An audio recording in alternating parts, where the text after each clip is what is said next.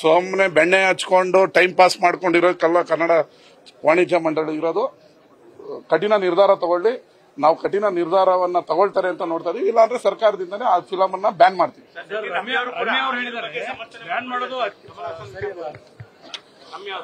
ಅವ್ರಿಗೇನು ನಮಗ್ ಗೊತ್ತಿಲ್ಲ.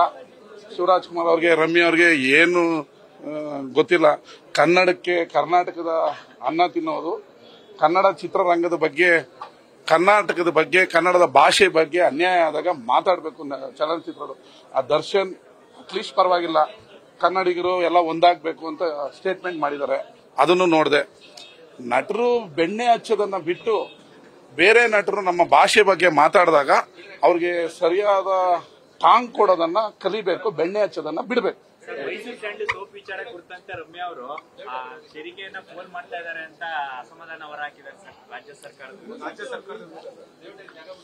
ಗ್ಲೋಬಲ್ ಮಾರ್ಕೆಟ್ ಅಲ್ಲಿ ಮೈಸೂರು ಸ್ಯಾಂಡಲ್ ಸೋಪ್ ಅನ್ನ ಮಾರ್ಕೆಟಿಂಗ್ ಮಾಡಬೇಕು ಅನ್ನೋ ಕಾರಣದಿಂದ ಬಾಲಿವುಡ್ ನಟಿಯನ್ನ ನಮ್ಮ ಸರ್ಕಾರ ರಾಯಭಾರಿಯಾಗಿ ಮಾಡಿಕೊಂಡಿದೆ.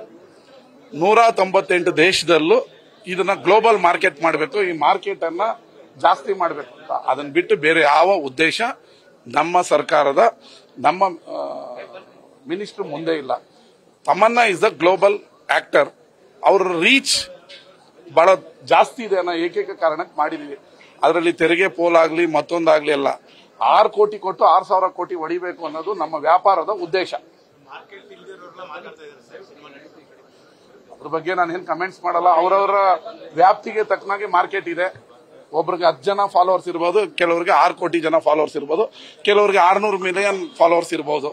ನಾವು ನಮ್ಮ ಮಾರ್ಕೆಟ್ ಅನ್ನ ಜಾಸ್ತಿ ಮಾಡ್ಬೇಕನ್ನೋದಷ್ಟೇ ನಮ್ಮ ಉದ್ದೇಶ. Thank you. ನ್ಯೂಸ್ ಫಸ್ಟ್ ನಿರ್ಭೀತಿಯಿಂದ ನಿಮ್ಮ ಪರವಾಗಿ.